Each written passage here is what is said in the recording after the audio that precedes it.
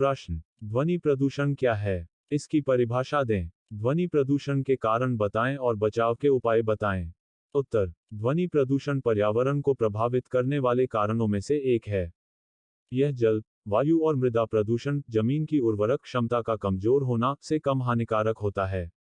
तेज ध्वनि के साथ उठने वाला शोर हमारे जीवन पर विपरीत असर डालता है। इसे ध्वनि प्रदूषण कहते हैं। इसके कारण लोगों को कई तरह की बीमारियां हो सकती हैं। ध्वनि प्रदूषण जंगली और मानव जीवन के साथ पेड़ पौधों को भी प्रभावित करता है। हमारे कान एक निश्चित ध्वनि की तीव्रता को ही सुन सकते हैं। ऐसे में तेज ध्वनि कानों को नुकसान पहुंचा सकती है। नियमित रूप से तेज ध्वनि से सुनने से कान के पर्दे फट सकते हैं। इसके अलावा तेज ध्वनि हमारे स्थायी या अस्थायी रूप से बहरेपन का कारण भी बन सकती है। ध्वनि प्रदूषण के कारण होने वाली बीमारियां: कमजोरी, अनिद्रा, तनाव, हाई ब्लड प्रेशर, एकाग्रता में कमी, बहरापन, बात करने में परेशानी इत्यादि। कितनी तीव्रता की ध्वनि हमारे कान सुन सकते हैं? 60 डेसिबल आवाज को सामान्य आवाज माना जाता है, जबकि 80 डेसिबल या इससे अधिक क्षमता की आवाज हमारे लिए शारीरिक कष्ट का कारण बन सकती है।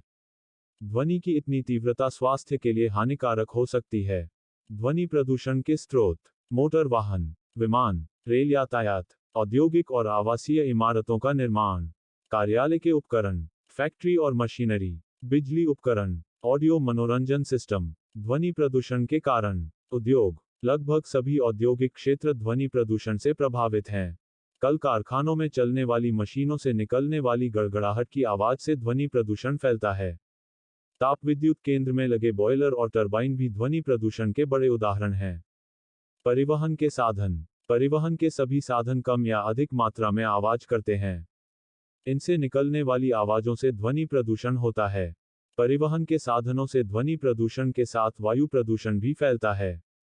मनोरंजन के साधन: मनोरंजन के लिए उपयोगी उपकरण जैसे TV, radio, tape recorder, music system आदि ध्वनि प्रदूषण के कारण हैं। इनसे उत्पन्न होने वाली तीव्र ध्वनि शोर का कारण बनती है। इससे ध्वनि प्रदूषण फैलता है। शादी समारोह, धार्मिक आयोजन, मेला, पार्टी और अन्य प्रकार के फंक्शन में लाउड स्पीकर के उपयोग से ध्वनि प्रदूषण होता है। निर्माण कार्य: कंस्ट्रक्शन साइट पर होने वाले शोर से ध्वनि प्रदूषण फैलता है।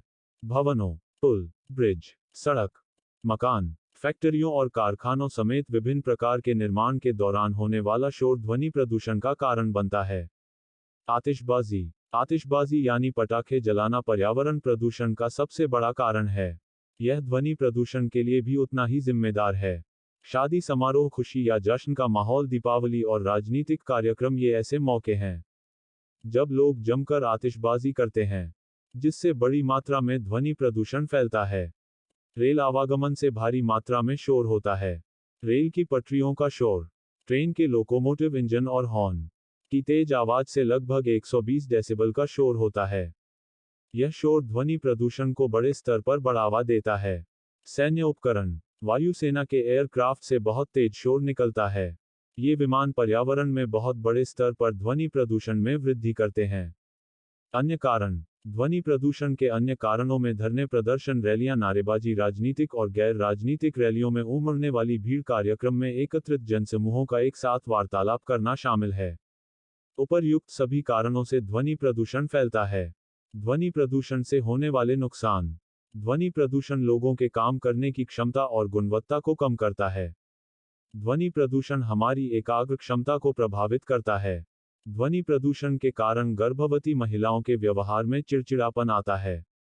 ध्वनि प्रदूषण के कारण कई बार गर्भपात की स्थिति बन जाती है। ध्वनि प्रदूषण हमारी मानसिक शांति को भंग करता है। ध्वनि प्रदूषण हाई ब्लड प्रेशर की समस्या और मानसिक तनाव के लिए जिम्मेदार होता है। ध्वनि प्रदूषण में ध्वनि का स्तर 80 डेसिबल से 100 डेसिबल होने पर यह हमें बहरा बना सकता है। ध्वनि प्रदूषण में तेज ध्वनि से पशुओं का नर्वस सिस्टम प्रभावित होता है। इसके कारण वे अपना मानसिक संतुलन खो देते हैं और हिंसक हो जाते हैं। ध्वनि प्रदूषण से बचाव के उपाय: सरकार और आम लोगों के संयुक्त प्रयासों से ध्वनि व शोर की तीव्रता को कम कर ध्वनि प्रदूषण कम किया जा सकता है। सड़क किनारे पौधारोपण कर पौधों की लंबी कतार खड़ी करके ध्वनि प्रदूषण को कंट्रोल किया जा सकता है। हरे पौधे ध्वनि की तीव्रता को 10 से 15 डेसिबल तक कम कर सकते हैं। हॉर्न के अनुचित उपयोग को बंद कर ध्वनि प्रदूषण को कम किया जा सकता है। प्रेशर हॉर्न पर रोक, इंजन व मशीनों की समय पर मरम्मत और एक बेहतर ट्रैफिक व्यवस्था के जरिए ध्वनि प्रदूषण को कम किया जा सकता है। निजी वाहनों की जगह पब्लिक ट्रांसपोर्ट का इस्तेमाल ध्वनि प्रदूषण को कम कर सकता है। प्रस्तुति समापन। आपका धन्यवाद। Disclaimer: This notes has been made after a lot of research, yet the accuracy of the answers may vary. The author assumes no responsibility or liability for any errors or omissions in the content of this notes.